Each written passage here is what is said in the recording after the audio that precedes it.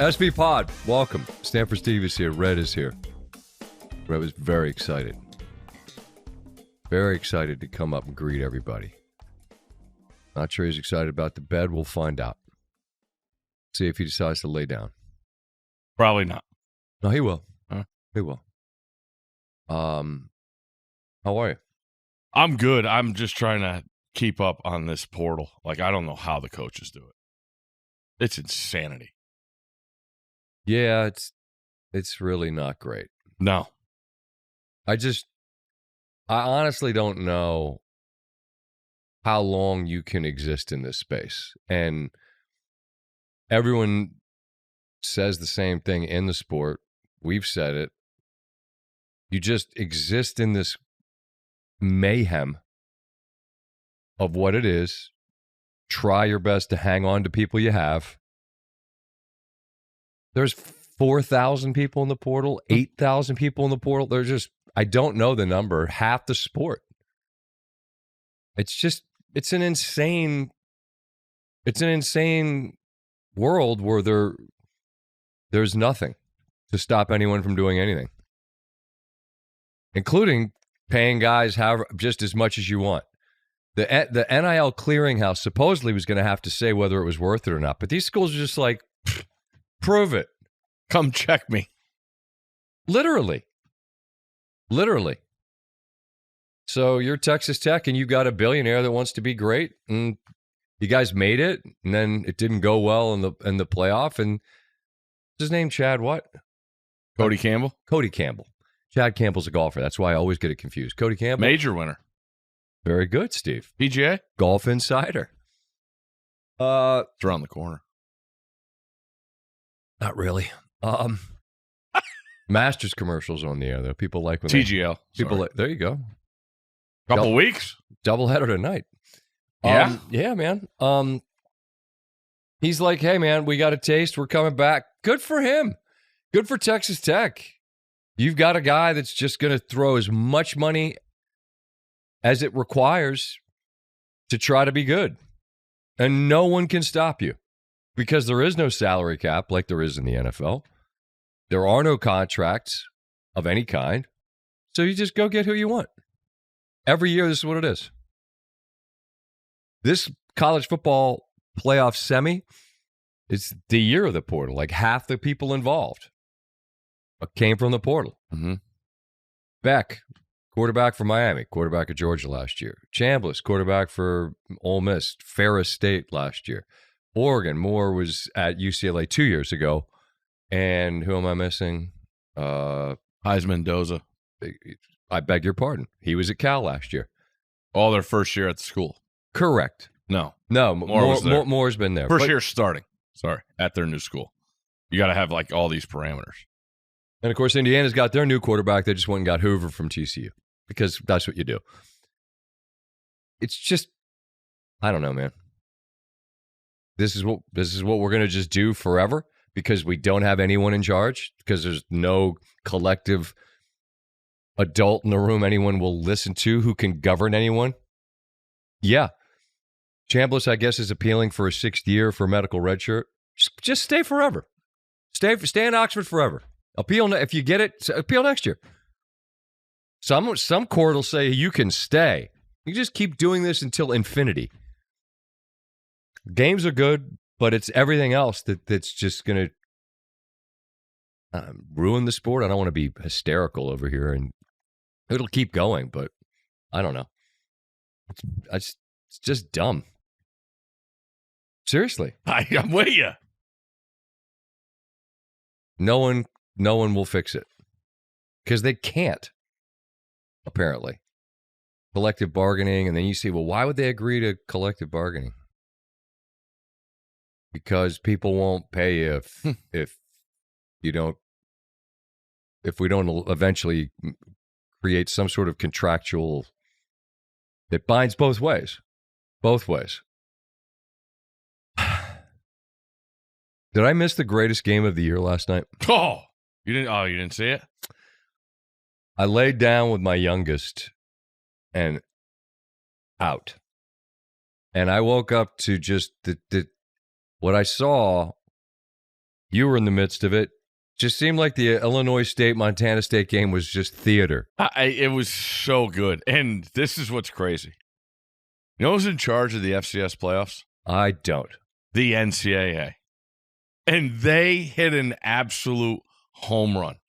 There's been a lot of people for a long time that said, just the FCS does it. It's a bracket. It's a tournament. Do that.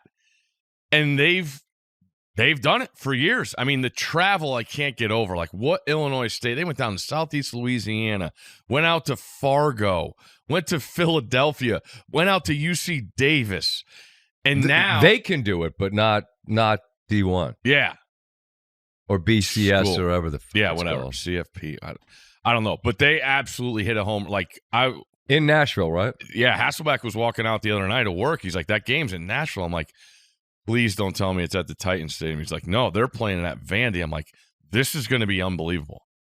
Because you have 2 weeks to travel. Montana State hasn't been there. Like, they've been there and they got their North Dakota beat them, and then I think in 22 they lost. Illinois State is as a great a story as there is. I mean, these two, Montana State started the year and went to Oregon and got beat 59-13, I think. Illinois State went to Oklahoma. Like, these schedules, they were beat up, and you got to start getting together. Villanova made the Final Four. I want to say Penn State won one more home game after they beat Villanova in that Bad Beats game. Bad Beats.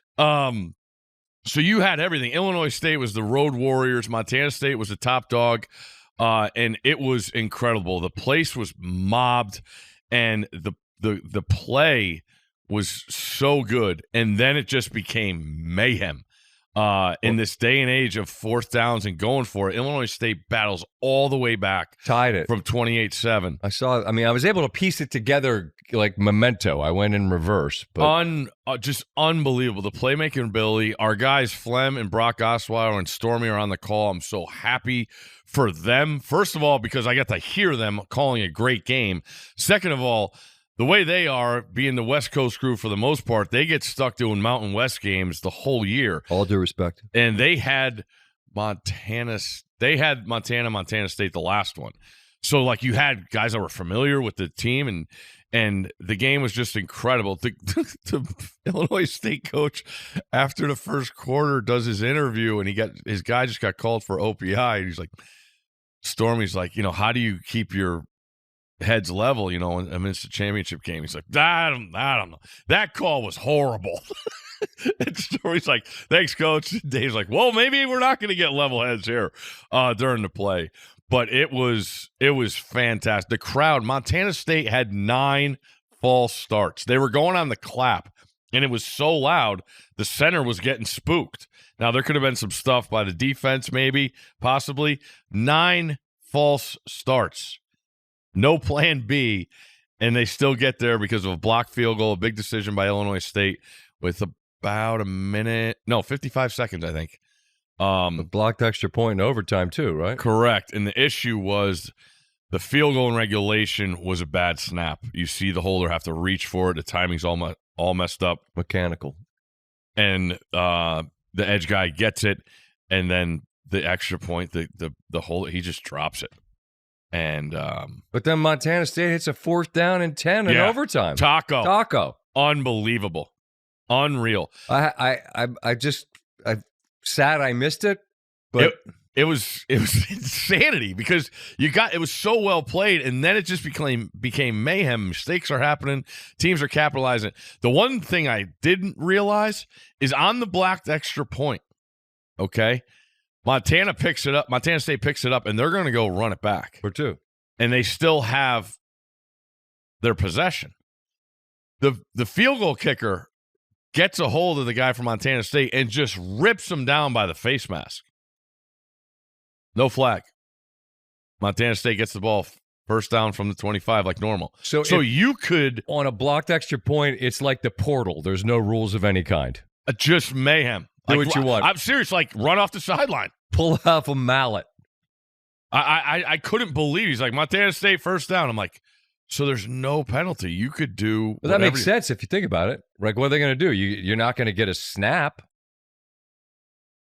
No, but I didn't know if it was assessed on the 25, half the distance. Oh, I see what you're saying. That you carry that yardage over to your possession. Yeah. So.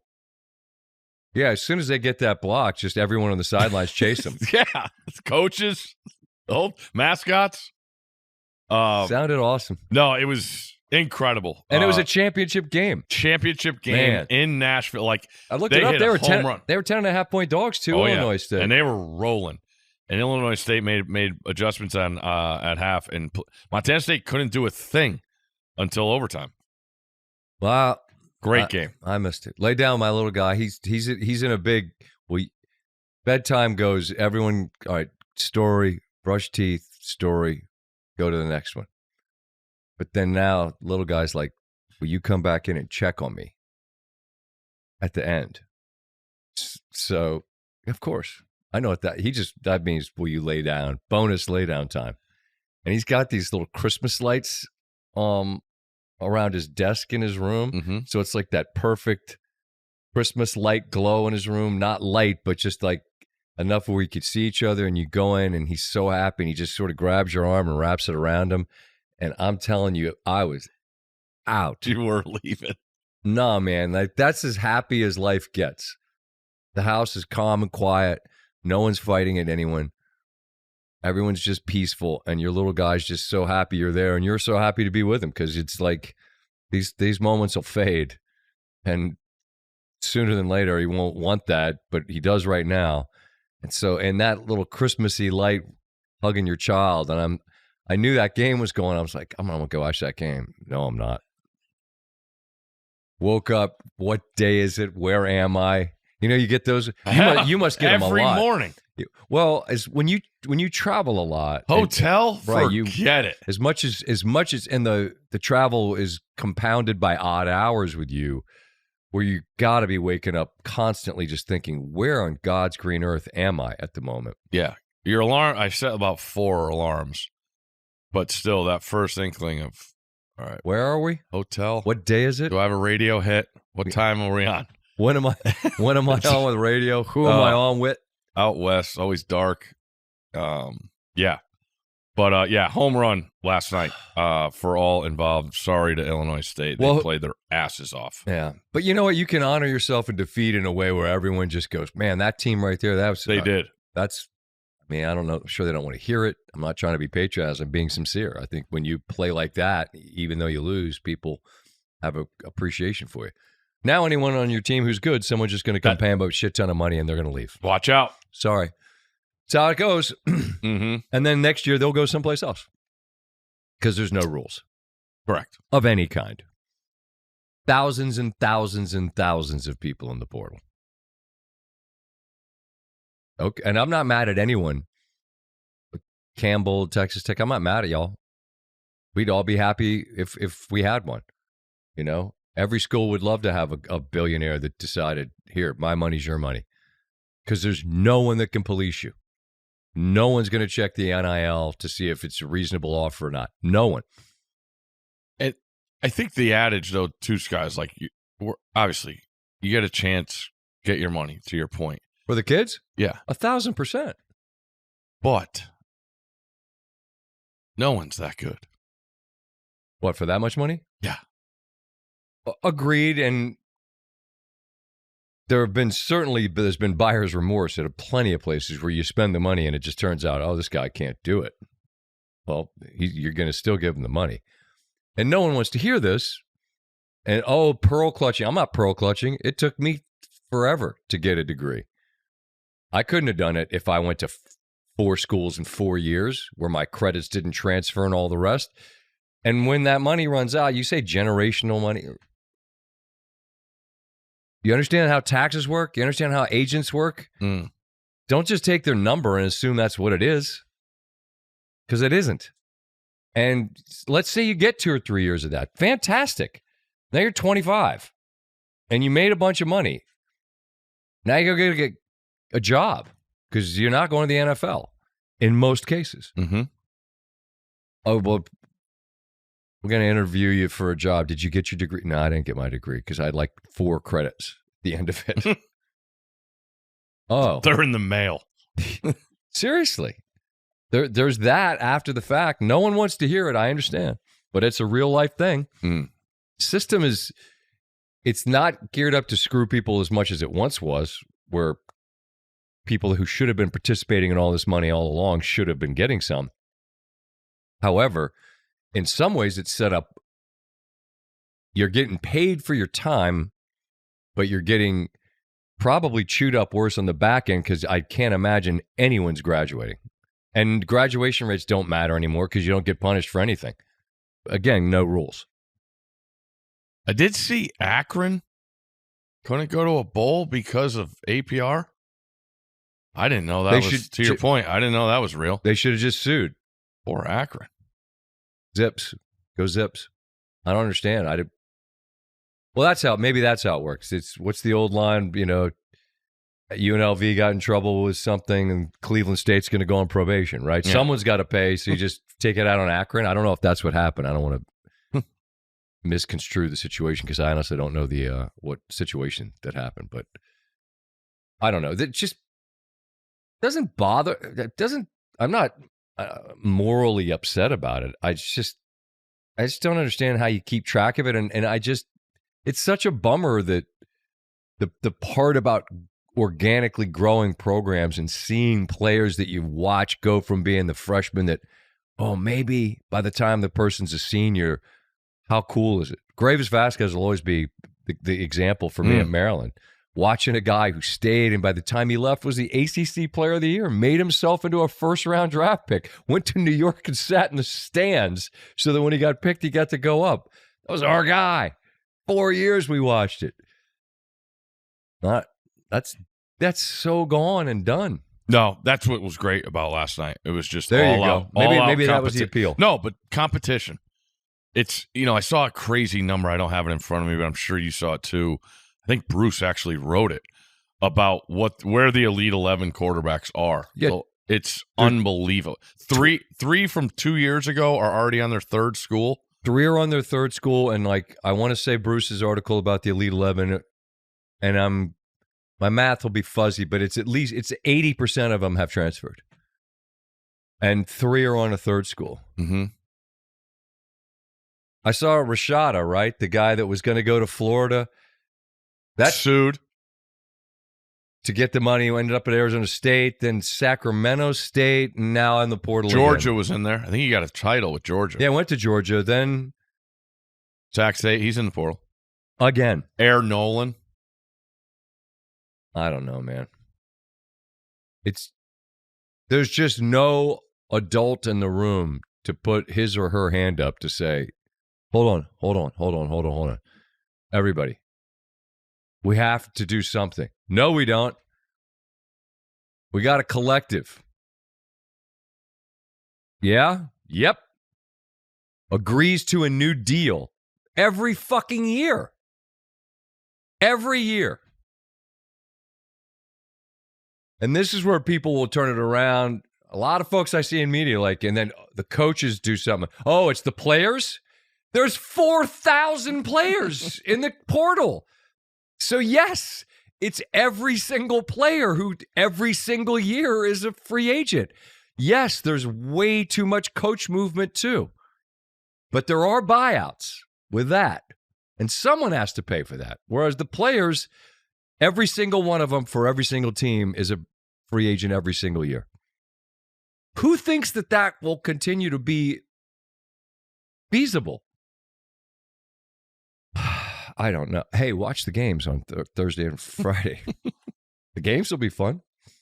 And by the way, this is what it is. You know who's an absolute juggernaut? We did it on SportsCenter the other night. Indiana. That's what I was going to get to is talking to coaches and people that are just involved in the whole thing, parents, whatever. It does feel like there's a hierarchy based on the playoff teams. Like I was reading last quote from Cignetti where last Christmas Eve he couldn't sleep because Mendoza was going to tell him his decision, I guess, Christmas Day. And somebody did a story and he's like, I had no idea. He's like, we knew that there were teams involved that had more pedigree than us, and I didn't know if we were going to get them. And then you hear this year, it's like, all right, well, we got to see what Miami in Oregon. Indiana already got their guy, and this Ole Miss ordeal. So it's like those teams have gotten themselves to a tier and gotten to a place, I guess, where the player has said, well, let's see what happens there, and then we'll talk. So but is this going to be decided in the 2 weeks? I don't think so. But think about what you just said. Oregon, whoever and Indiana. Mm-hmm. 2 years. They went from the worst football team in the history of college football. That's a fact. Worst winning percentage in college football history. 2 years, this is what they are. They're in the portal going, you, and you. You're all good, come on. And those guys, they've got the money. They've got the money. And they're an absolute machine of a football team. Mm-hmm. And in 2 years, they threaded the needle with a coach that's just built for it, wired different. And now it's like Hoover from TCU, the running back Turbo from BC, edge rusher from Kansas State, a couple of safeties, Marsh, the wide receiver from Michigan State, who's a monster. All of them. Come on through. Here's your candy cane pants. No, that's basketball, Steve. Oh, I saw plenty of them at the football game. Well, sure. They wear them. Well, if you got a thing, make it a thing. I got a pair. Good for you. It's incredible. And I'm happy that there's new blood. You and I are both in that same. Hey, we're going to get to the NFL playoffs here. I mean, there's a whole lot of that. Give us something new. Same old teams all the time. Ohio State, Georgia, Bama, whoever, all the Clemson for the longest, that are just the same cycling of people. They're as new as it gets. Oh. And think about 3 or 4 years ago, when Cignetti went there and got on the mic and said everybody sucked. There was no way in the world that they were going to crash the party and become this. They did. So I suppose that's the upside of all this chaos, is that it can be done if you just get alignment, a billionaire booster, and the right coach. They're the favorite. Yeah, they should be. Them against Miami would be fun to see, which is not dismissing Ole Miss. No, that's what's scary, is it feels too simple. Right. You know, just the both short favorites. Yeah. The bravada still talks. But I wonder about Ole Miss. What do you wonder? How they could keep this going. I mean, I'll tell you how. I'll tell you how. Stephen Thomas Golding, who somehow goes by the name of Pete. That's how he does it. Because his name's Pete? He's the best. He was fantastic when he came on with us. I was just surprised he didn't say motherfucker. Because they let it rip now. And clearly you listen to our pod, you know we do too. I mean, sometimes you cuss. I try to police myself. Yeah. But I don't always do a good job. I hard not to root for that dude. Oh, fantastic guy. He's in it. And you could see in the first half of that game, he's losing it. He's definitely saying MFer to his team on the sideline when they show him. And to see what they did at halftime and make the adjustments, be down 9, where everyone in the world's like, Georgia got the lead. This one's probably done. They've been here before. Ole Miss hasn't. All the distractions are catching up to them. The coaches don't know where they're going to be next week. And then they flip it. And they keep foot on the gas, attack mode. Superman stuff from Trinidad. It was unbelievable to watch, because even when they went up 10, I'm like, Georgia's still, there's enough time. Georgia knows exactly what they do. They've got this microwaved up. They just got to speed it up, and they have a chance to take the lead. I couldn't believe they didn't score a touchdown. Yeah, watching it with Dusty Dvorak, who was up in the studios with us. I just saying, this is zombie Georgia. This is where they can't be killed. Stockton's going to take him down. They're scoring. Don't know how. They're going to. But they didn't take the lead. They just tied it. Then Chambliss, perfect pass, aggression in the other direction. And then Ole Miss's kicker just was spectacular and gives them the victory. Well, what's crazy is that fourth down where everybody's going nuts, and Kirby said misfire after the game. The center snapped it, and he wasn't supposed to. They're trying to draw him off. Clearly something happened. Can you imagine?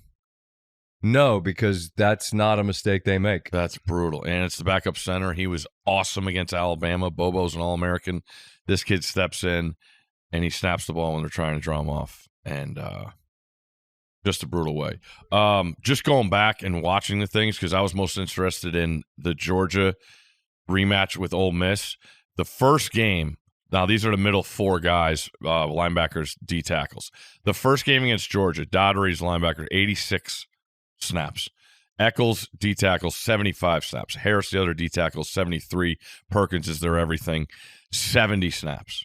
Golding said, we have to make an adjustments. We got to adapt on the other side. Those guys can't play. You remember in that game, was it 15-0? Georgia outscores them? 17 in the fourth, I believe it was. Yeah, I mean, it was Trinidad was 1 of 10. They were gassed. They couldn't play in the fourth quarter. So Daugherty played 86 in game one, only 69 the other night. Eccles played 75 in game one. Eccles played 60 the other night. 73 for Harris. He's a big boy. He only played 52. Perkins only played 50 after playing 70. So they subbed and they ran the ball a lot more. And that's the thing is you're going to get in this, because this is the ultimate contrast of styles with Miami and Ole Miss. Mississippi wants to play fast break, outside. But at some point, when you do that and you want to spread and all that, you still have to attack at some point. How are you going to do it? You got to think it's deep balls with Stribling and Wallace. You got to think it's the run game going downhill and trying to get them. But to me, that plays into Miami's hands. They only play 4-down guys, and everybody else goes around. Scott, you saw him on the pick six, an absolute superstar. So what gives? If this tempo hurry-up thing goes 3 and out, and Miami starts doing these long drives, that physicality is going to eat Ole Miss alive. But we'll see. That's a great point about going fast only works when you go fast for a sustained drive, and you can wear Miami out. But if you go quickly and then punt quickly, and then Miami just goes slow churn and burn, and we just grind you up, then the pressure's on. You better, let's not be quick to punt it back.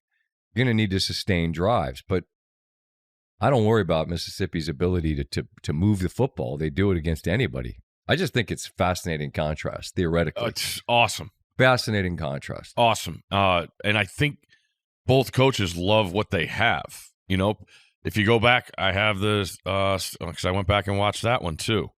If you remember, last year when Georgia's win streak for the 2 years prior, they go to Ole Miss last year. And lose. Correct. And Beck has only averaged 7 yards a target this year. Going back to that game, Beck versus Golding in 24. Beck was 5 of 10 for 92 yards, no touchdowns, and a pick on throws 10-plus yards. So if Ole Miss could dictate, get the lead and keep the foot, because Beck hasn't had to do anything. He hasn't fucked it up.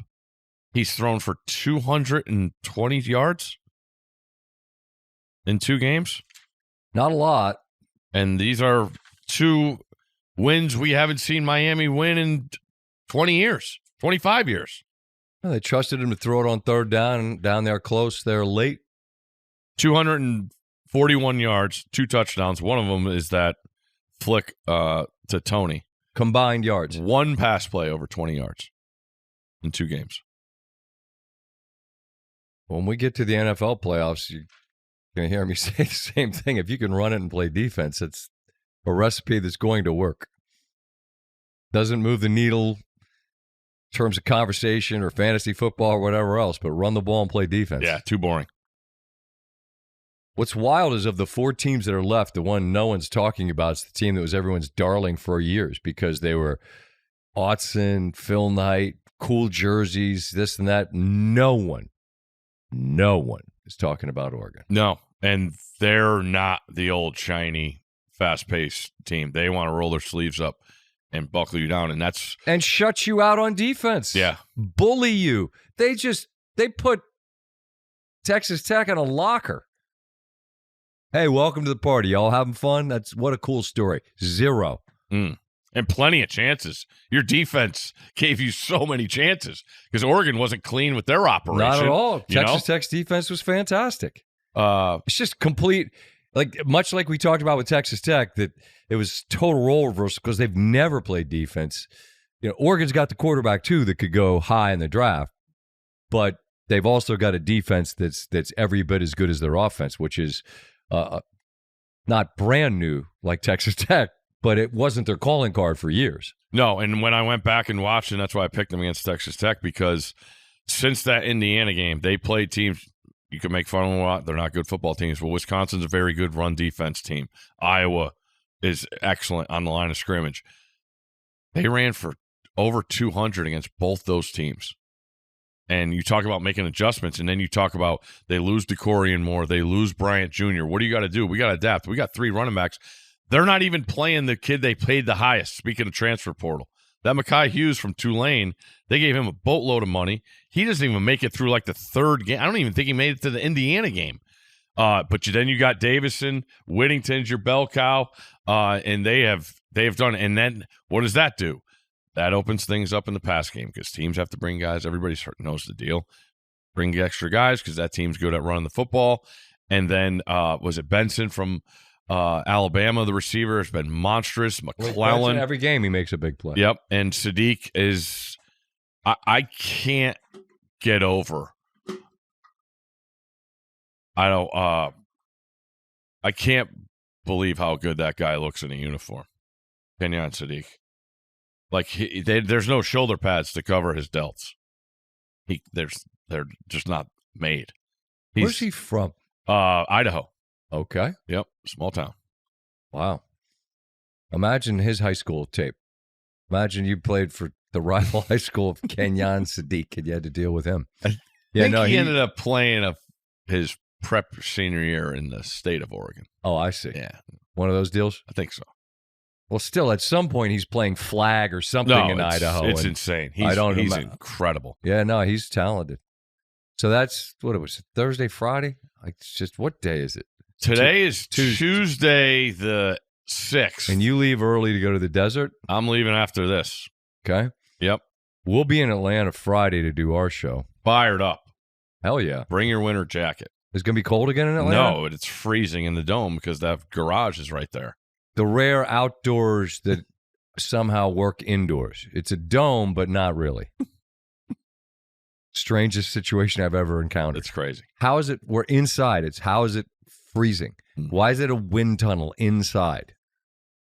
I don't know. You mentioned Bruce earlier. Bruce Feldman always gets these great articles where he just gets. We talked to a lot of coaches and coordinators, sources, and the line that's been made about the SEC and the run they had, and now potentially we're guaranteed a Big Ten team in the final. Mm-hmm. You have 2 that are facing each other in the rematch of the game Indiana won at Autzen. And then you either get ACC or SEC. The SEC's hope to win a title is pinned to Ole Miss, which is wild given all that they've dealt with. And if they win this game, it's another week of what are we doing with the coaches that are going to LSU. But it was an unnamed source from the Big Ten that just said, look, this is just a fact. Once everybody could start paying, the SEC's run ended. And it's always been this kind of running joke about, well, the SEC, they always had bagmen, because they did. But that's where schools that pretend like they weren't playing the game too are being disingenuous. Correct. Because the idea that everybody else were these teetotalers that followed the rules and it was just a mean, bad SEC. No, they just were better at it and more prolific, undoubtedly. But there's black and white, and then there's gray. And lots of the schools that have been good for a long time have lived in the gray. But there's no denying that once NIL happened, And now schools that had war chests, like Indiana, were joining the party, that the playing field leveled. That's a fact. And there's really no reason to push back on that. The SEC had an insane run of winning titles. Well, the Big Ten's won 2 in a row, and they're favored to make it 3. And that's all happened in the portal era, where last year we know Ohio State said, fuck it, let's go all in.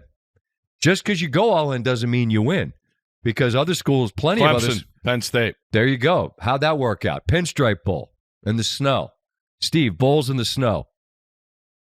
Horrible. Yeah. That was your title game. Yeah, I picked those. They played. Dusty called the game. You were right. They played each other. Yeah. Just missed where the location was. A month earlier than I thought. But I thought the article about how things have leveled, how things have evened, and how the pendulum has swung in that direction it's accurate. And it's all just based on the fact that there are a bunch of Big Ten schools with heavy-duty boosters and legitimate war chests, funds that are deep.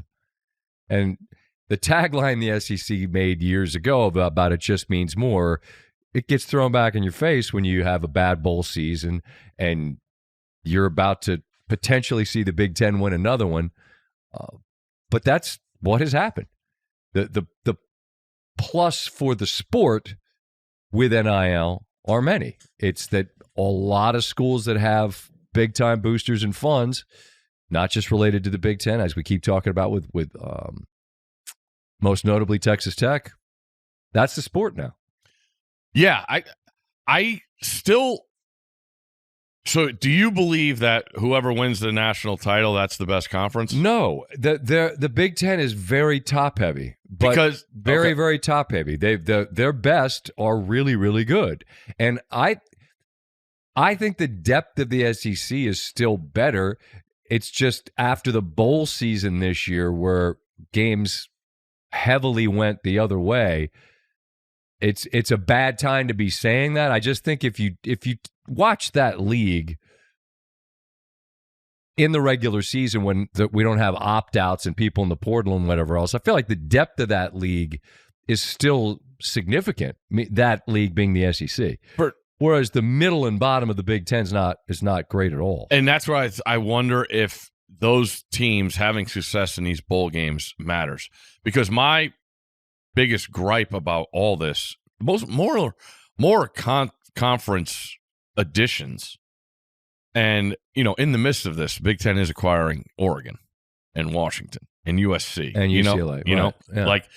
So my biggest gripe was, man, we're like, for College Game Day, we're never going to go back to Madison, maybe Iowa City, Lincoln, Minnesota.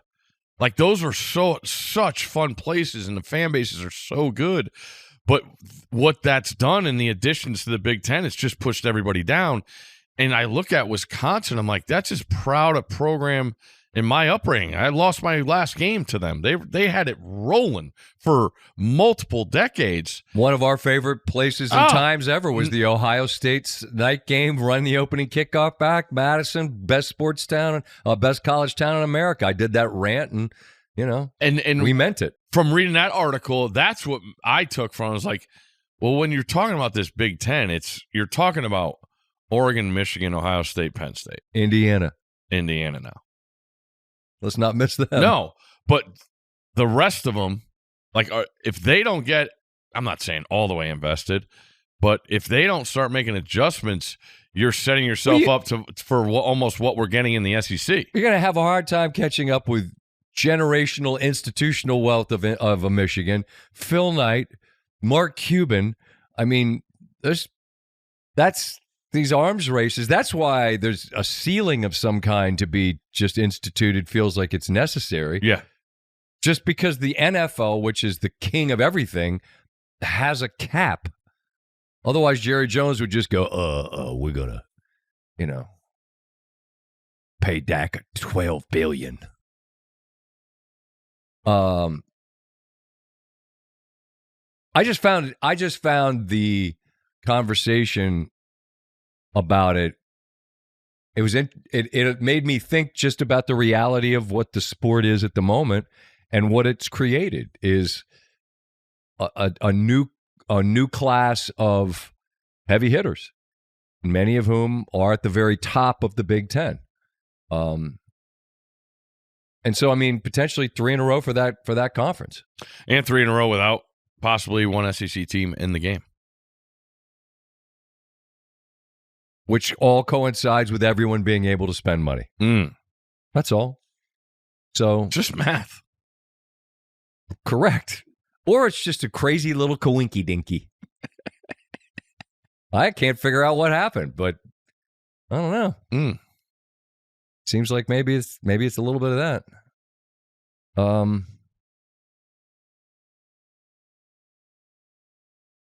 Someone, not fix it or change it. Just create guardrails and rules that can be enforced. The teams can't just go, yeah, okay, that's a cute rule. We'll sue you. Who's going to stop us? Nobody. Stay in college forever, whatever. Till you're 50. I tried. And I started selling beepers. Mobile call. Were you good? Were you like employee of the month? No. Do you like steal them and sell them on the side? No, I should have done that. Here's a beeper. I got to get set up at you. Van Pelt just has a bootleg beeper thing going out of the trunk of his Monza. Chevy Monza. What's up, ladies? Shout out to the real ones. My guy Van Houten. My guy Bucher. Tom Krupa, who started singing I Don't Care Anymore and quit. Buddy, those are some bleak days. Pizza Hut lunches. Red, stop chewing. Hey, stop. Stop attacking Steve. We haven't even brought up the NFL playoffs. Feels like maybe we should. Not week 18? Not great. I want to start with week 18, how it ended, and I just want to say about my guy, longtime friend, Mike Tirico, you can't do the job better than he did the job at the end of that game. Holy smokes.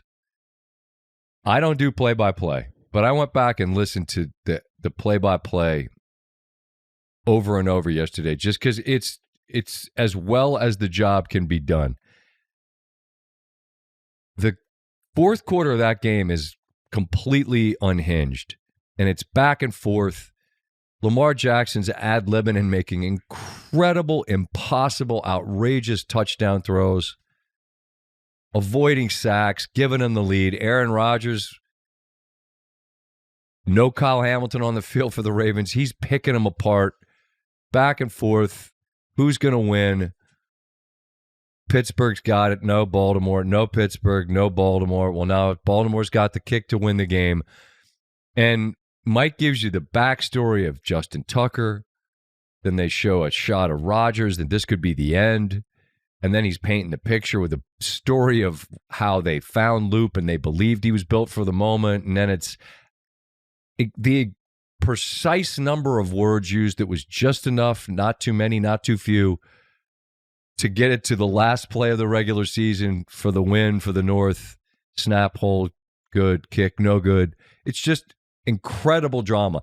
So put that 2-minute chunk on tape for play-by-play for Emmy and send it in. That guy's as good on television as anybody. Unfortunately, also as a host, too, which doesn't help me. But, I mean, I'm not better than that or as good as that. So it's just an incredible job taking an amazing scene and amplifying it, as I think very few could. He was great. The game was great. I think Baltimore would have been a bigger threat in the playoffs than Pittsburgh just because of Jackson. But we're going to Pittsburgh as we forecast a month ago. Real quick before we talk NFL, as you're talking about these guys, McDonough and the Sugar Bowl was unbelievable. National Sportscaster of the Year award winner. I mean, I go back. I think it was Josh Pate sent out the Braves NLCS, Sid Bream, and McDonough's calling that. Mm-hmm. He had to be like 32. He was very young at that stage. Doing that and then this, like, when McDonough's in one where he gets to that almost cracking, and he got there with Trinidad a couple times. It was nuts. And the field goal, the pass to Stripling before the field goal. But I just want to give kudos, say congrats to Sean, legend, with that award. And then also Fowler, the guy called the Rose Bowl and then flew to Tampa and did Bucks Panthers. Like, he's a machine. Yeah, and that's another guy who who I have immense respect for. Just so talented. Well, on top of Sean, who I echo your sentiments for that. But to be able to just pivot from high-level college football playoffs to high-leverage NFL game, that's a lot to put on the plate. Across the country. And two different sports. Yeah. Unrelated to one another.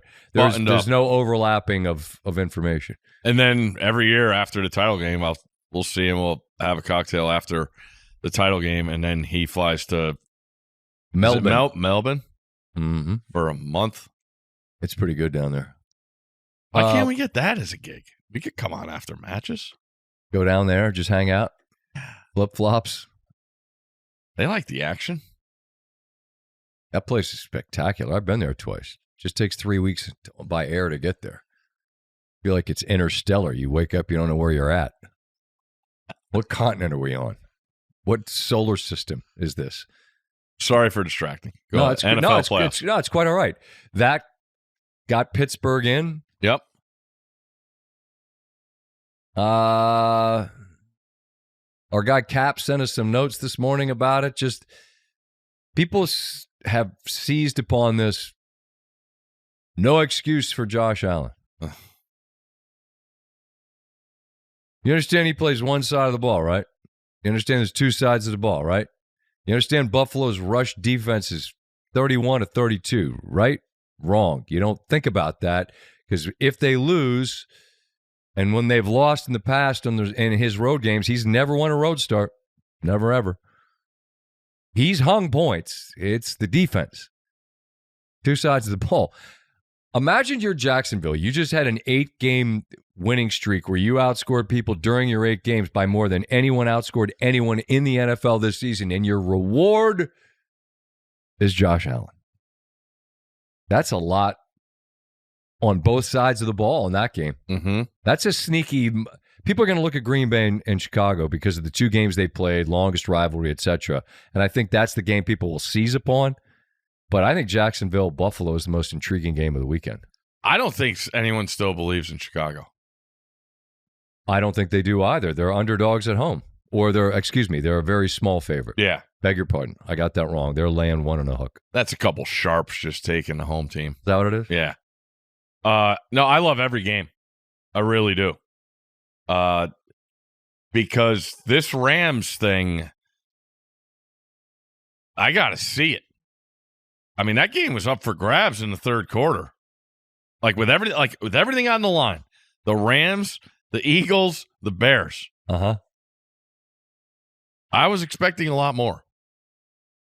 I mean, the Eagles didn't play starters. To that point, why? I don't know. That was interesting. I mean, Sirianni said health's more important than anything else, which I understand, but you don't care who you play? Maybe they felt like San Francisco coming all the way across the country. They just watched Seattle put the clamps on them. The faithful? Careful. I'm not disparaging him. I'm just thinking out loud about what would have been what would have been the theory there, that you just truly don't care who you play. Maybe they felt like, hey, Washington banged up. They're starting Josh Johnson, and we can beat him with our second string. They did not. Yeah. Look, every game will be great. It's the NFL playoffs. They're, for sure. I just think an 8-game winning streak for Jacksonville, welcoming Josh Allen in this no excuses spot, is incredibly compelling. What's Red got over there? What do you got, a canned ham in the corner? Sniffing. Red, lay down. Call it a day. out here investigating. Bro, he almost killed a squirrel yesterday. Wifey was getting him all sauced up in there screaming, did you go get a squirrel? You see the squirrel? And he's like, And then there's like this netting that's over top of some plants, and the squirrel got caught up in the netting, and that was his chance. And buddy, he had him in his mouth. Now wifey's chasing him out in the yard, screaming not to kill him. I'm like, you can't fire him up. He's a trained killer. You just told him, pound of flesh. Yeah, he's a lion hunter, bro. It's a DNA. They hunt lions. You think he can't take out a squirrel? Look at him. He was just so in a. So in the mouth and let it go? I don't know if he let it go or if it got away. Red, what are you doing? Why Let's go to the bathroom. You gotta hit the head, bud? Go back in the back. They'll probably give you treats. What are we talking about? I can't. Josh Allen. Right. No excuses. All the games are going to be great. No excuses because no Mahomes, no Burrow, no Lamar. Okay, cool. And you're 31st against the run. I mean, we're going to just not address that? Apparently not. It's your job. Go get some stops on defense. I'm interested in all of them as well. I just think the May MVP candidacy, for the people that look at the numbers, it's obvious. But then the people that point out what's also a fact, that they played the worst schedule in quite a long while. Mm-hmm. I don't know. Stafford had a dozen more touchdowns than anybody else. I don't feel like it's nostalgia to say he should be the MVP. I just don't give it. There you go. I'd love to see it. This year's MVP, there's nobody that's Roger great. Goodell. There you go. Another $42 million. Give it to him. I can't do. What I want, MVP, I want everybody to show what all the tickets they have. Because if this is what it's come to, and we've talked about this, how everybody just wants to talk MVP and who's the MVP. I don't give a shit. I know you don't. But do you just bet every player? Like, obviously, people are invested. I get that you don't care week 10, 11, and I'm with you. It's not interesting conversation in October. And, the odds shifted. I beg us not to do that on SportsCenter because I feel like it's just not. It's not advancing the conversation. Yep. We're not moving the chains. We're just saying who had a good game today, and the odds change. Yeah, you get how that works? We're not saying anything smart, obvious. But now that it's over, not interesting at all. Who wins? I don't zero it. I'll tell you this much: I know that the guy, the old graybeard, much more invested and interested in the Lombardi than the MVP. Yeah.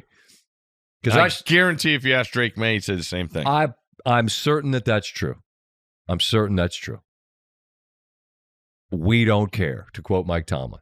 You know what? Then let's stop talking about the MVP because they don't care either, so neither do I. And Steve certainly doesn't. If my aunt had male parts, she'd be my uncle.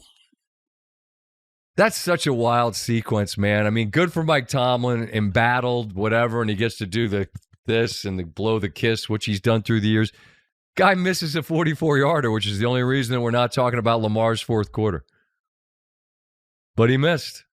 Should they have run the ball? Yes. Okay. We disagree. 12 seconds. Yep. Okay. You don't want more yards? Of course. Of course I do. I'm looking at a kicker who in the entire season has not missed a kick inside 50 yards. We're going to take it to the center of the field, and we're kicking from 44. I have a kicker who has not missed inside this number all year. I have a running back who's fumbled a lot. Derrick Henry had more fumbles this year than in any season in his career. Now, he could have housed it from there if you handed it to him. But if you're looking at risk mitigation, I'm more worried that something stupid could happen with one of those punches and a fumble than I am a guy missing who hasn't missed all year. Now, he hasn't had a kick all year for the division, and there's a stat about rookie kickers late game down. It's a less than a coin flip proposition. Mm-hmm. I would have run the ball too because I have Derrick Henry, and I'd say, Derrick, two hands, run as hard as you fucking can, and fall down, I would have run the ball too. But I can understand why they didn't, given that he has fumbled on the one side, and on the other side, we have a kicker who hasn't missed from this distance all year. Okay. My inkling was strictly due to the fact of seeing so many kicks missed in that stadium through the years. Over the years. Yeah. I mean, including a guy who was 42 for 42 on extra points in Boswell that missed it, that opened the door. That's the kicker for me. I saw Boswell miss an extra point. I'm getting this kick as close as I can. Where the ball went and just was never. That was like me and you kicking a Nerf. And Loop explained afterwards that when you hit it thin, that's what will happen. And I don't know if hitting it thin is a result of nerves. Didn't get it good. Could have been a home game. There's the holy water. There you go. Holy water. I have a question for you. I'd love to answer it. March Madness, when we're talking about bubble teams, what's your number one question? Can they win 6 games? No. Should they getting into the tournament? They're on the bubble. Who'd you beat? Okay. Why do you hate the Panthers? They beat the Rams and they beat the Packers. Yeah. That's fair. The gap between your good and your bad can't be that bad. I've been consistent on that all season. When I talk about any of these teams, and you look at them, they alternated back before Halloween. We've had New Year's, Christmas, Thanksgiving, Halloween, all of it. Before that, they alternate wins and losses. Bryce Young had that 400 and whatever yard game against Atlanta where they had to come back and did and won in overtime. He threw for 54 yards against Seattle. 54. Now, we saw San Francisco get stifled completely as well by that Seahawks defense.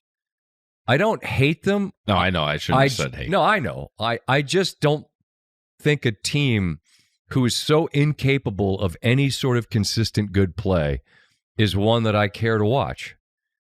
But Tampa Bay was 1-7 in the 8 games prior to surviving the other day as well. There was no good option here.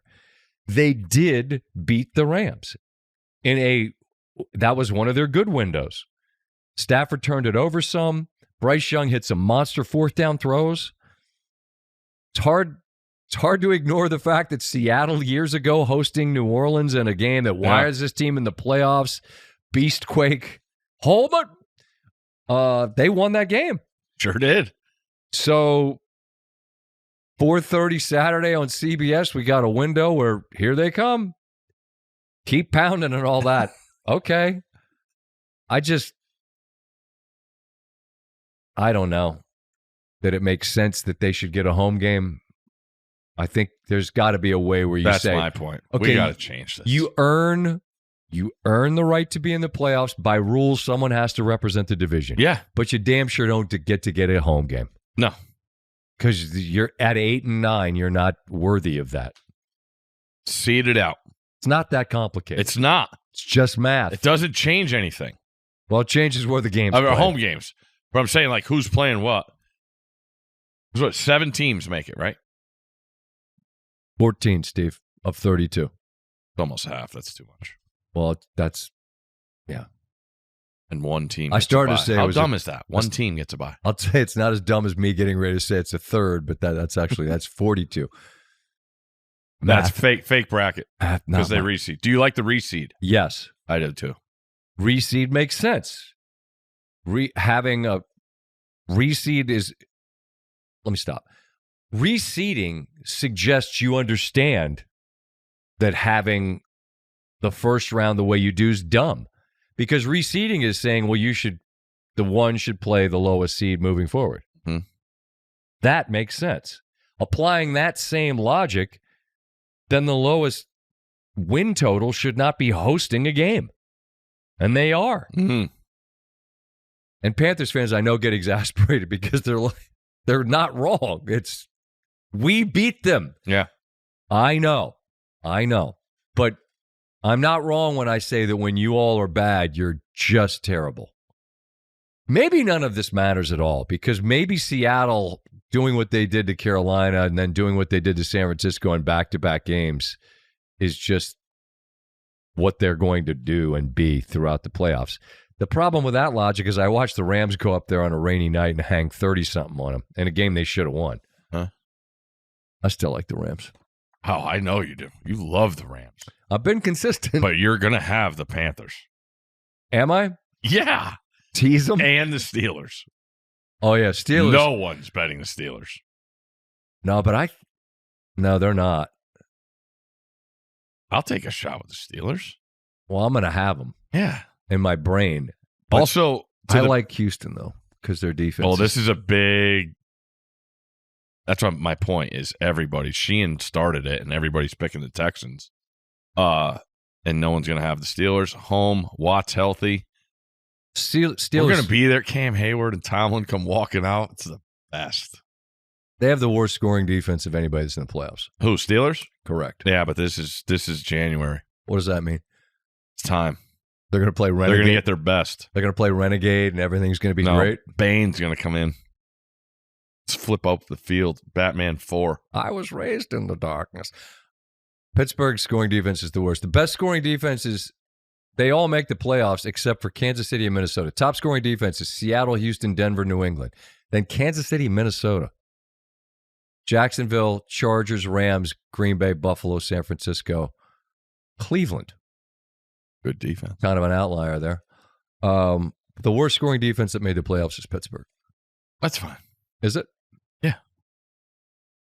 I'm just happy we saw Rodgers just like he was going down with every punch thrown, and we're going to even get it now. He might be on his back a bunch, and they might need a little max protect about those complete animals rushing from the edge. But you're going to, I mean, if that was it, he went down swinging.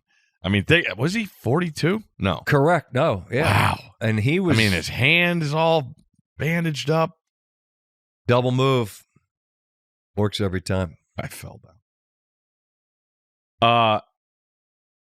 He was awesome, though. He said it was his job to try to be a source of calm. Yeah. Tell the guys we're going to be all right. Cool moment with he and Mike Tomlin afterwards on the field. He said, thanks for bringing me here. Yeah. And Tomlin said, you kidding? Thanks. There was just there's a lot of respect that goes back to why he's there in the first place. It'll be heartbreaking for Packers fans, but I was thinking about always trying to think ahead. But a sports documentary on Rodgers' pro career and playoff happenings, where you have the ultimate goal all the way at the beginning, and some would say he had better teams and never got back there. I mean, they are excruciating losses. Correct. The home and the cold to San Francisco. The one in Seattle's the worst. Oh my God. Yeah, that's a tough one. But yeah, if you really want to go down a dark hole, that's a brutal one. Well, at home, on the road. The thing about sports, I don't care what sport it is. I don't care who you are. If you're there with an opportunity, brother, you better get it done. Because think about Dan Campbell, I beg your pardon. Matt Campbell's a coach at Penn State. Dan Campbell, after they lost that lead against San Francisco in the NFC Championship game a couple years ago, he's like, man, there's no guarantee you're going to be back. They haven't won a playoff game since. They were the 1 seed the next year, lost at home to Washington, didn't make the playoffs this year. When Rodgers won as a young dude over Pittsburgh rather, in that Super Bowl in Fort Worth, shout out to Sundance Square. Sick day.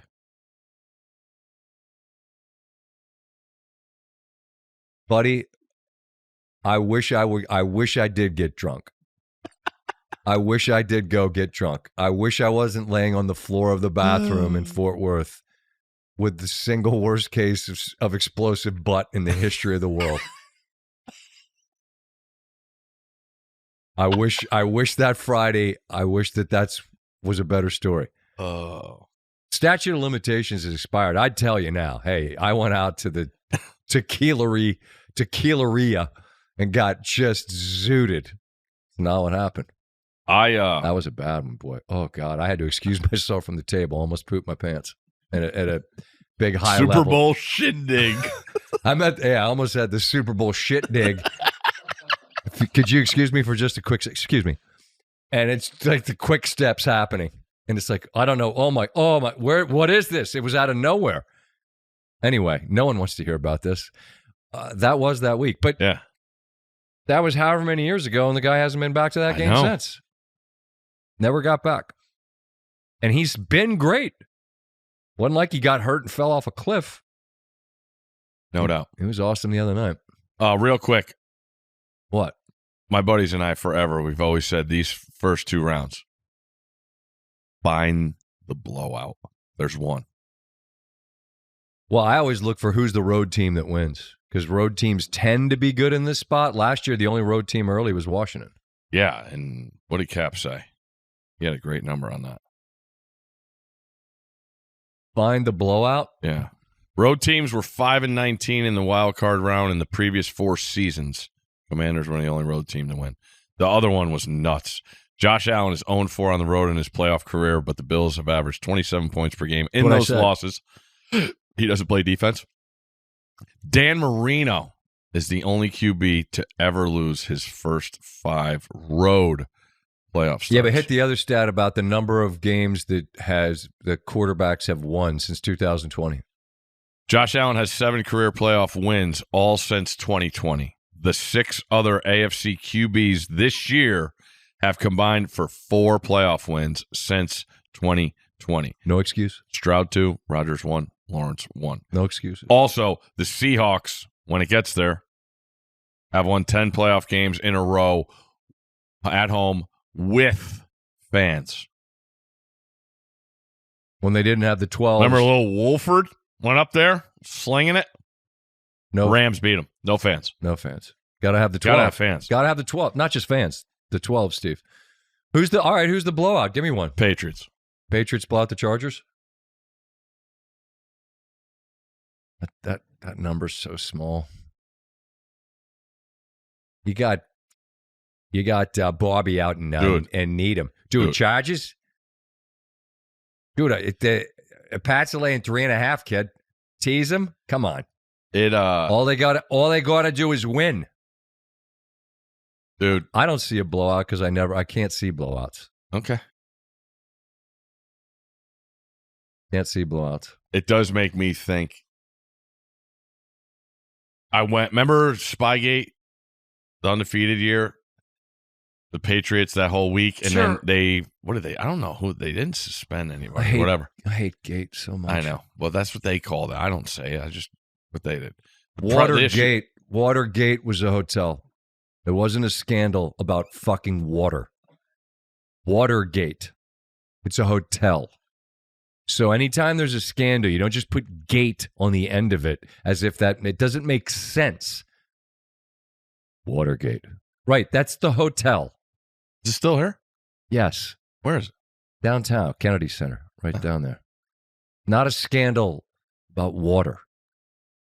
Scandal about spying, scandal about deflate. Now, Deflategate rhymed, so that was instant TV boner for every executive. Hey, it's Deflategate. Get it? Wow. That's awesome. Ugh. TV boner. Jack, please clip that. No, don't. That whole thing. Don't put that on the Emmy reel, the whole thing. No, don't put that out there. Just it's true. It's so dumb.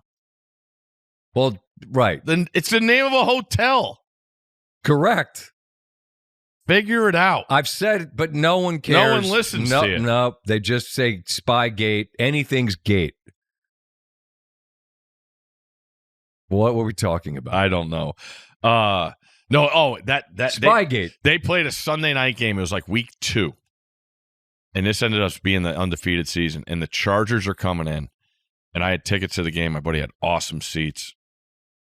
And I remember walking in there. People were foaming at the mouth that they were going to get to finally play the game. All week, the whole talk was how they're cheating and this and that.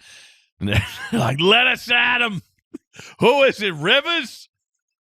I mean, people are chomping at the bit. And I remember walking 07, 08, beginning of, I don't think we text the old bets in that. And I remember calling. I was like, 100 times Patriots. They're going to kill this team. 100-timer. I think it was 30-0 at half. It was awesome. And you know I'm not a fan of Boston. But being in there, high-fiving What dudes, are you a fan of, Steve? What do you like? Love.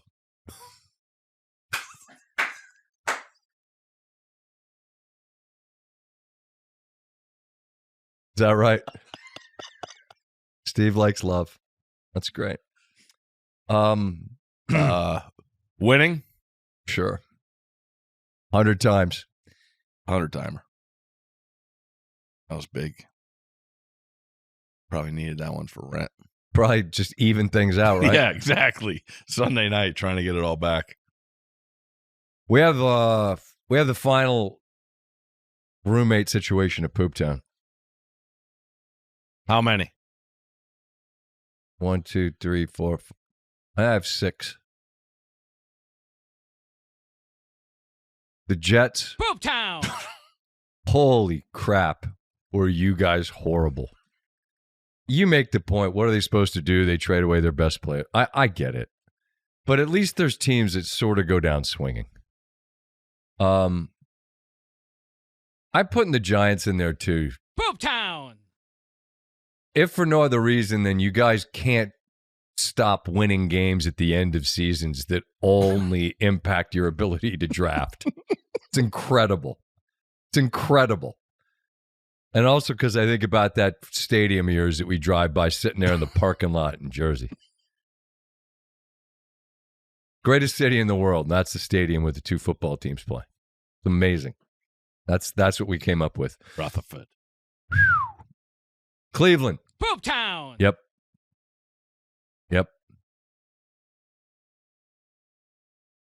Tennessee. Pooptown. The Cardinals. Pooptown. And the Kings of Pooptown in Vegas. Pooptown. Wait, hold on. Jets. The Commanders aren't in? No, dude. They finished. Oh, come on. Finished the season with finished the season with a win. Asterisk. Pooptown. New shirt. Finished the season with a Pooptown with an asterisk. big win against a division rival. Make it in maroon and burgundy or whatever I it is. refuse. That's a fine, suspension, dock to pay. You're suspended. Wasn't a great year. It was putrid. Pretty bad. Everything went wrong. Direct. But they big win against the division rival. They didn't which play. Which all it did was impact their draft. I understand. I don't want to put them in there. You're a homer. That's fair. It's fair. They're terrible. Think the Giants hire Stefanski? No. No? Somebody should. That guy's a good football coach. No doubt. Firings Monday. You had Carroll, Oh. Stefanski, Gannon for the Cardinals. Yeah. I mean, you're a defensive guy, and we get that the quarterback situation when Murray got hurt, although there are different metrics that look at it like, Brissett actually operated a little different. Although they were in every game turned into some high-scoring affair because their defense was so bad. Mm-hmm. Wilson made himself some money. Mm-hmm. Good for him. I would think Stefanski gets a job. I mean, 2-time coach of the year. I would think he should jump to the top of lists. Would you rather be the head coach of the Raiders or the first pick?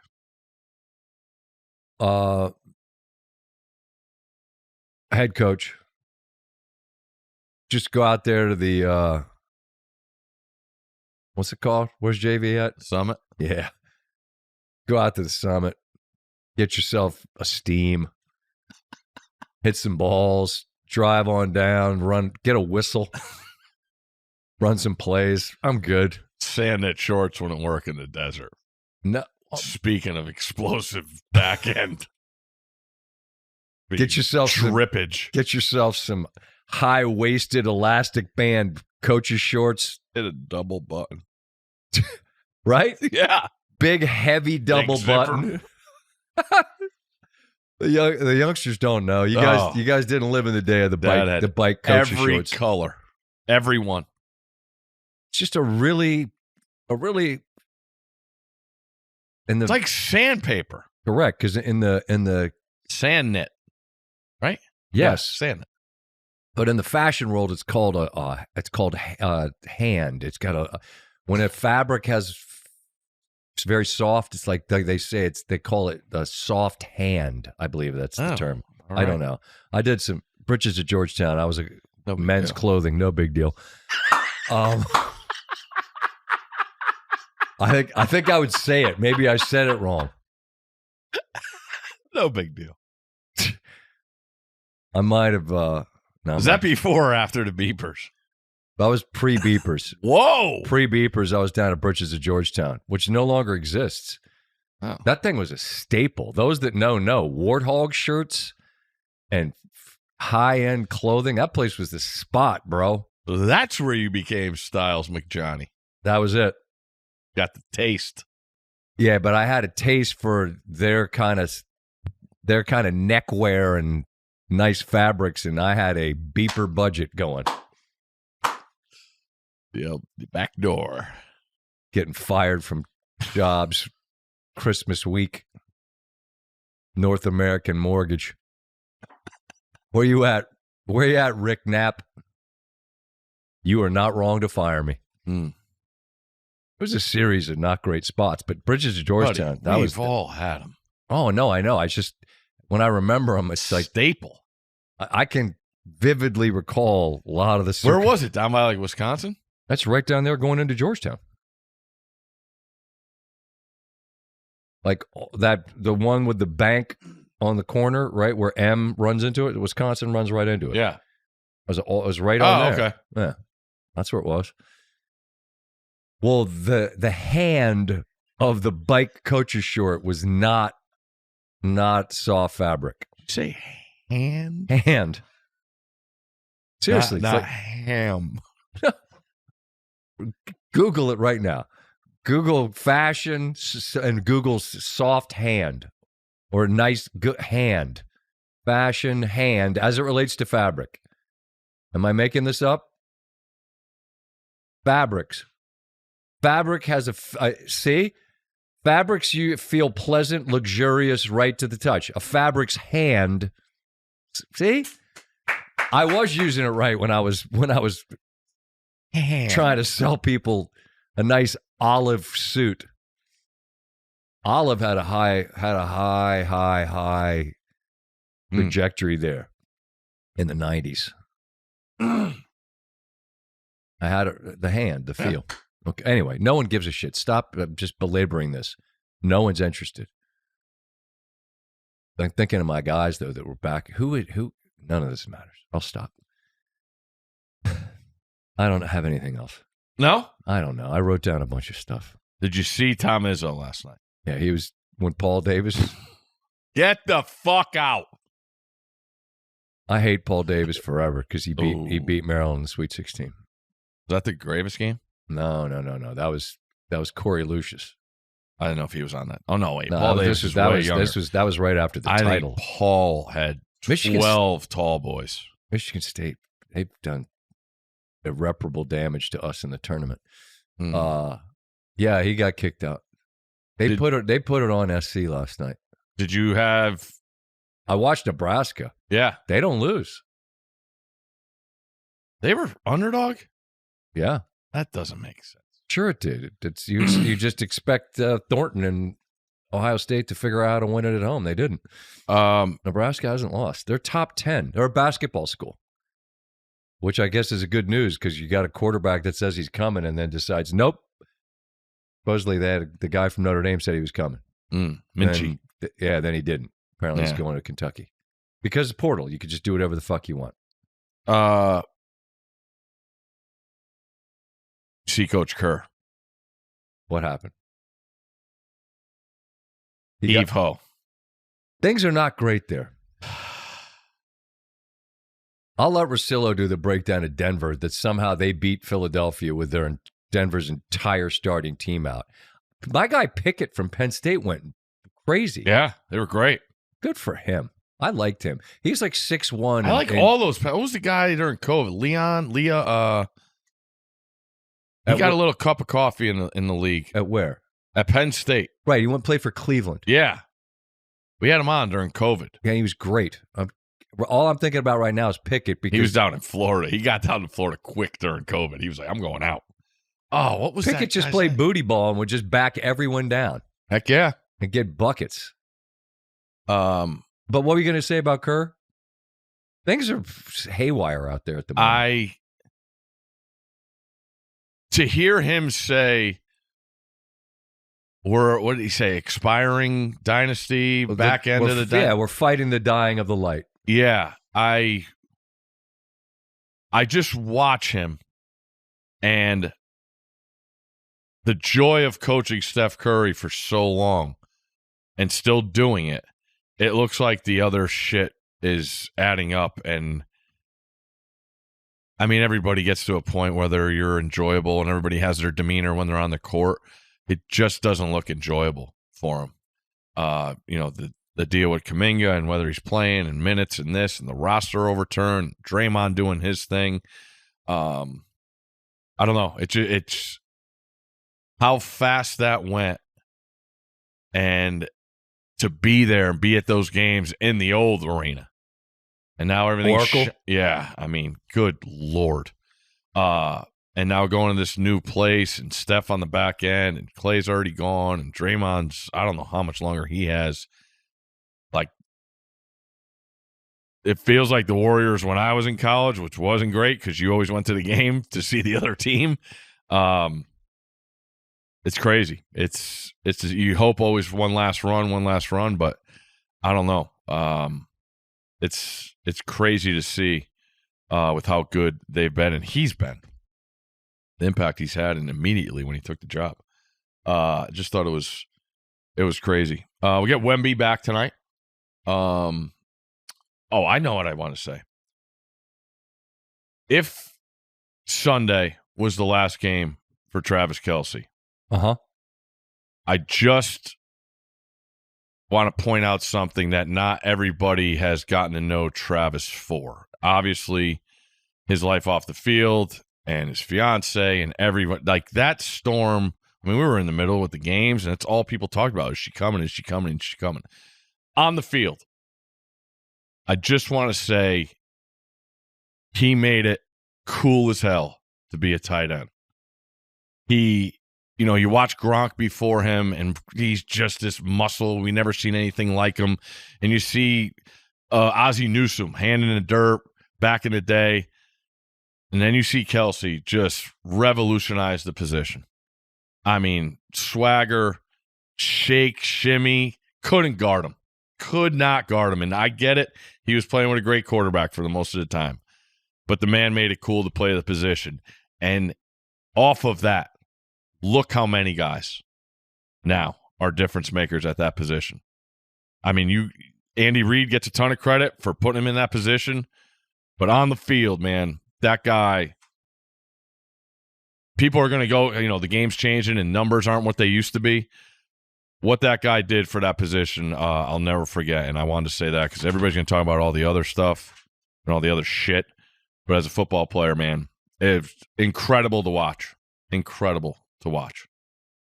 If it is the end, unrelated to that, but it just makes you think about how time passes.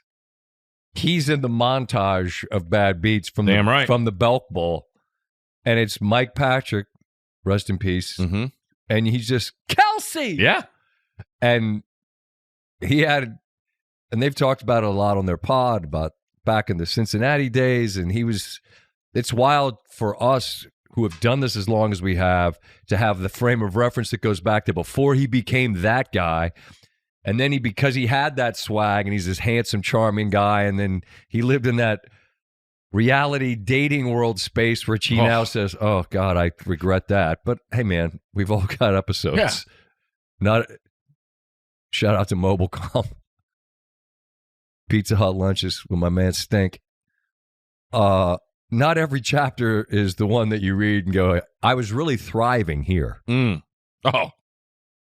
But on balance, 13K, the impact he had, and oh, by the way, you're going to have a wedding at some point. Yeah. This fairy tale existence, and you're going to segue right into acting, TV, both whenever it's done, and maybe it's not done. Who knows? Yeah, I'm just saying. If when he stopped on the field in that intro, that Christmas Day game when he came out, we've been there. We see the way he comes charging out of the gate, no doubt, running out of the smoke, spinning around in circles. He came out and he stood there, and I thought in my head, like, good for you.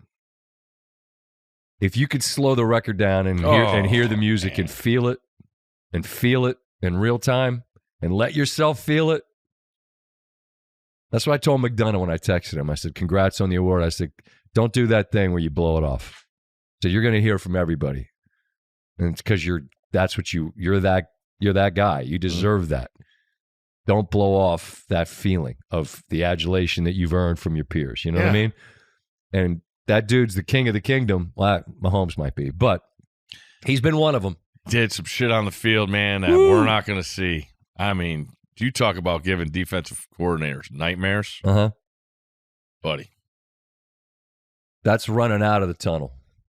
Someday, 25 years later, maybe you run back up the tunnel.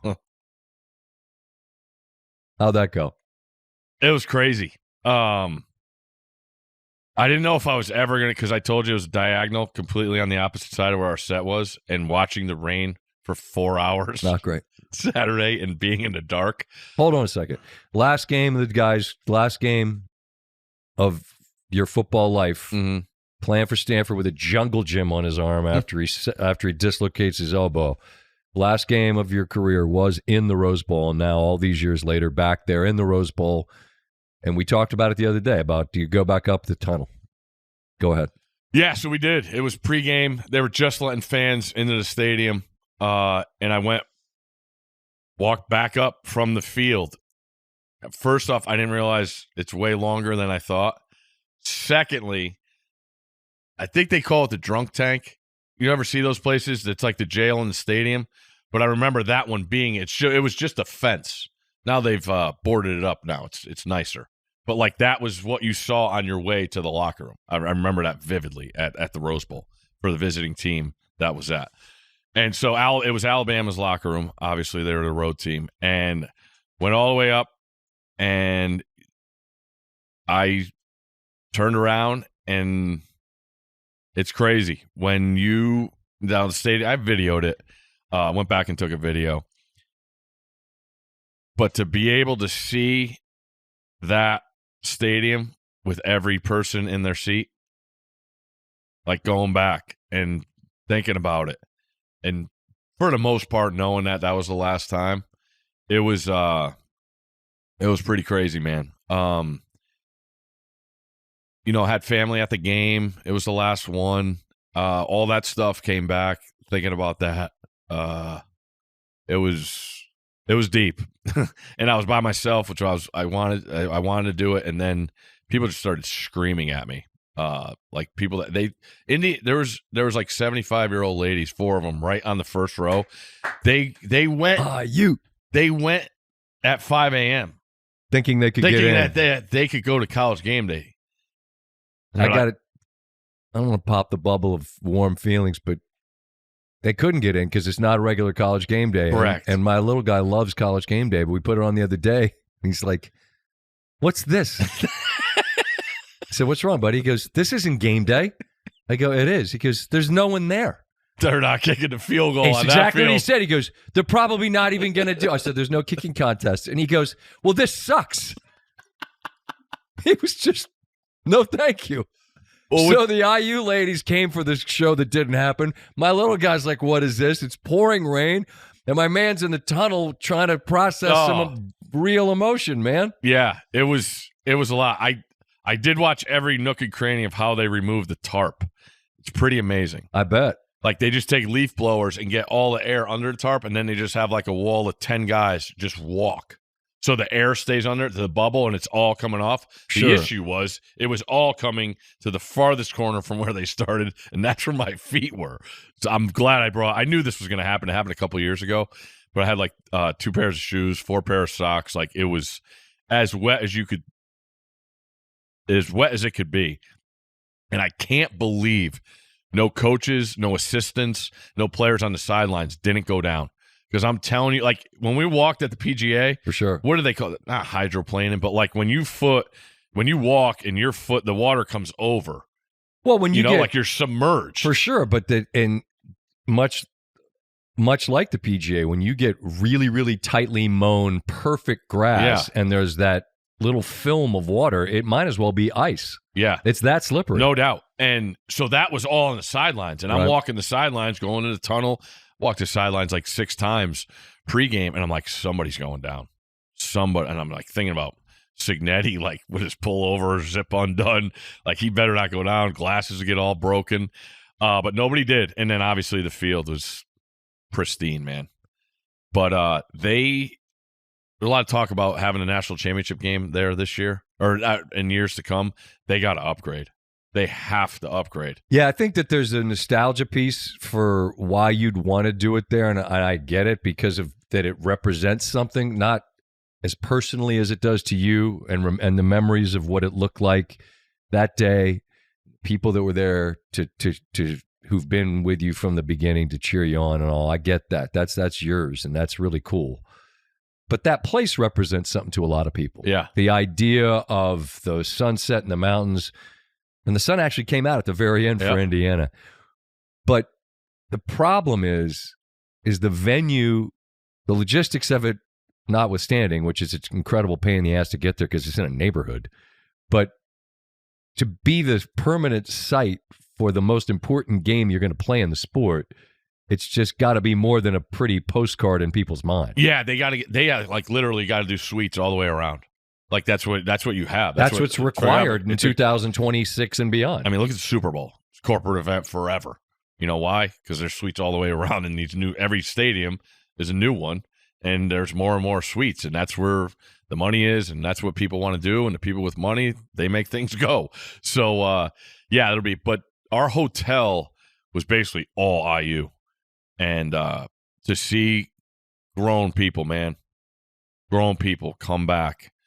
And said, like, 5 ladies were watching the Sugar Bowl, and they're like, "Oh, this is so great! This is a football game. This is the best day of my life so far." Season ticket holder, so far, Indiana season ticket holder since 1965. You earned that. I mean, I was like, I've watched games there. I didn't think they had season ticket holders. All due respect. I was thinking about that recently, about what that stadium felt like most football Saturdays for the longest. Week 1 last year. We got there in for the Michigan game, wasn't it? No, or Washington. It was Washington. Yeah, Washington. That's what it was. It was bonkers. Well, but I want to say there was a good 6 weeks in there. It didn't look like that. That's what it is. 6 weeks prior. Hey, I remember when Maryland went out there last year, and it was still sort of like, is this what we are? They weren't sure. They didn't know yet that's what they were. And that's the other thing is you talk about taking the next step. The Alabamas, the Georgias, the LSUs, Ohio State, Michigan has suited the whole thing around.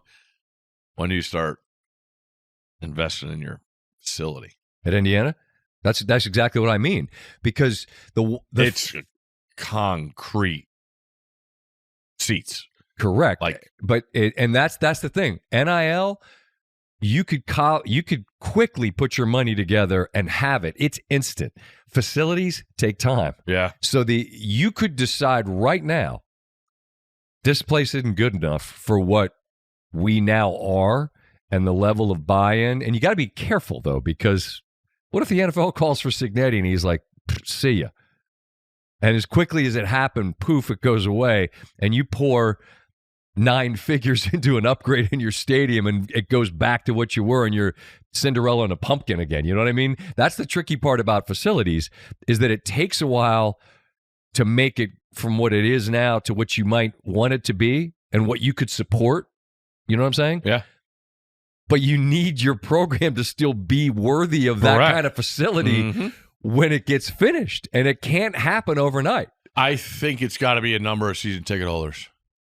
Like, you think about all these places and how many they have, you know, like where you were guaranteed you're getting that money. Right. And I'm not. Got to have something. Right. But not so much butts and seats is how many people, because you're talking about the rich people that make it all go. How many people could we justify building? How many suites? 50? How many? 25, 50, 100? How many suites could we fill? And at what price threshold could we do it? You know what I'm saying? Yeah. But imagine that these are the conversations that they're having in Bloomington, Indiana for their football team. I did point out a couple times. I walked through Assembly Hall last year when I was there. That last Final Four banner says 2002. Who'd they lose to that year? I mean, we only have one, but it does say 2002 on it. Is that still the last one for a Big Ten school? It is. We were ACC at the time. Yeah, but now you're in the Big Ten. Correct. So, I mean, you can. So no one in that conference has won one more recently than you. That is a fact. Wow. Hard to fathom, but true.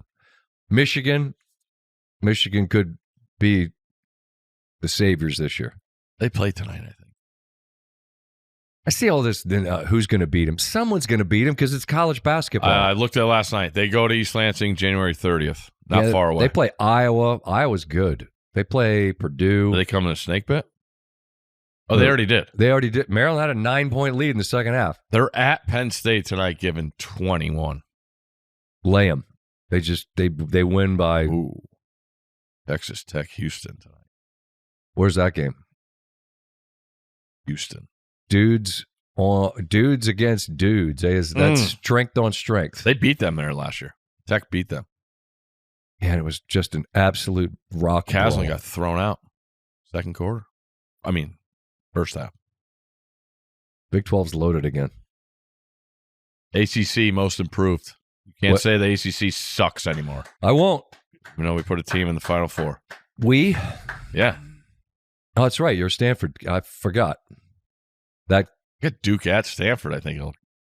Duke's going to play at Cal and at Stanford in conference games. You should tell them to sign up for 40 when they go to Maples, because that Cal spot. Maybe we'll get some people there. I remember both those places when it was when they were great. Best. Was it Haas Pavilion? Haas Pavilion, yeah. They redid that one. I know, but let's fill it. They were out playing in the Cow Palace my freshman year. Fill it. Maples, fill it. What's that? They still reeling out bleachers in Maples, or they got fixed seats in there? No, the student section's bleachers. That's fine. What it ought to be. I tell every hoops team that there, it's on you. I've seen this place lined to the gills. Magic Johnson walks in. Number one Arizona comes in undefeated. Tiger Woods was there at that game. No, that was 2 years later. Tiger just came whenever he wanted. As he should. No doubt. It's Tiger Woods. Damn right. I'll be there tomorrow. When Magic walked in, oh, buddy. I bet. All right, you got to go to the airport. Yeah. I don't want to make you miss your flight because we're in here rambling. And then you'll be there Friday? Or no? We got College Game Day Thursday night before the Fiesta Bowl. Halftime. Game's over. Fly to the Peach Bowl. College Football Live, 3 o'clock. Actually, College Football Live Thursday, 3 o'clock, E1. Fly to Atlanta overnight. We will be there for the Peach Bowl. College Football Live, 3 o'clock Eastern. College Game Day, 6 o'clock Eastern. Peach Bowl, 7:30 Eastern. Scott Van Pelt to follow the game. Live from the field. Where it'll be freezing. Indoors. Friday night. And then we fly home Friday night, right? Yes, we will get out of there after that. Then Monday from Pittsburgh. Berg coming back. All right. Saturday from who knows where. Then Monday from Miami. If I could get a Primanti Brothers sandwich without coleslaw, will you eat it? Without coleslaw? Yeah. Sure. Okay. But you can't. Yes, you can. Because it comes on the sandwich. Nope. I want fries too, but on the side. What do you? How hard is this? What the workers used to order. Throw everything on the sandwich. That's why that's what it is. You're disrespecting the old workers. See, don't do that to me. This is not about. Just saying, you want to be one of. You're in their place. I don't want to be anything other than full with a sandwich made the way I want, which asking for it made, it's not a bridge too far. Fries are a side. I don't want them soggy, all mushed up with soggy anyway. Put them on the side. Do they come on the sandwich? Yeah. Put them on the sandwich. Yeah. Rye bread. It's rye bread? Yeah. I don't want this sandwich. These are things. None of these things are things I like. All right, rank the breads. Wheat for sandwich making. Yeah, like a nice baguette is a nice thing. Sourdough. Yeah, for a sandwich. Oh, the proper answer is a pumpernickel. No, a fresh sub roll is what you want. Like a Philly. Legitimate. One good thing about Philly. Philadelphia fresh bread sandwich. That's what you want. Philly roll's the correct answer. Philly rolls, fresh. Rye bread, all those seeds and all kinds of swirly nonsense happening. Dude, it's healthy. Pumpernickel. What is that? Healthy. Is it? Yeah. Yeah, it's all kinds of seed oils and things of that nature. All right. You're dropping seed oils. I don't even know. Why are we talking? Why do I have to? You don't have to. I'm asking you if I brought you one, would you eat it? But it's on rye bread? I don't. Yeah, that's the one I got. I don't like that. I don't like rye bread either. I like rye toast. It's too weak. Flimsy. You know what's probably better? They don't like me. I don't like them.